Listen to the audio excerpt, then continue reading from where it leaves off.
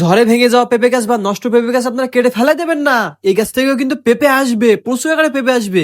আপনার ভিডিওটা শেষ পর্যন্ত দেখুন, তাহলে বুঝতে পারবেন। এই যে গাছটা না ঝড়ে ভেঙে গেছিল, কিন্তু দেখেন এখান থেকে কিন্তু আপনার এই যে ডাল জমাইছে, কিন্তু এখানে দেখেন কালার। আর এই ডালে যখন পেঁপে হবে না, পেঁপেটা কালার চলে আসবে, সেই পেঁপেটা আপনি বাজারে দাম পাবেন না বা মার্কেট পাবেন না, আপনার লস হয়ে যাবে। সে কারণে কি করবেন জানেন? এই দেখেন, দেখছেন এখানে কি এখনো দেখছেন, এগুলো সব শুকাই গেছে কিন্তু। কারণ এই গাছটা আপনার কেটে ফেলতে হবে, জানেন? আমি কেটে দেখা দিচ্ছি আপনাদের। এই দেখেন, দেখছেন? এখানে আসেন, এখানে আসেন, এই দেখেন কি অবস্থা, দেখেন দেখছেন কি অবস্থা, এই দেখেন, দেখছেন এগুলো কেটে ফেলতে হবে। কত দূর কাটতে হবে তাও দেখা দিচ্ছে আমি। এই দেখেন, যত দূরে না এই মলে থাকবে তত দূরে কাটতেই হবে পেঁপে গাছ।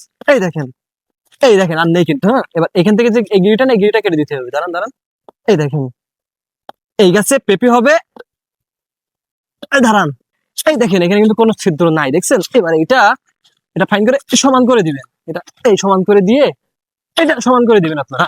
সমান করার পর পলিথিন নেবেন, পলিথিন নিয়ে ফাইন করে এটা ঢেকে দেবেন।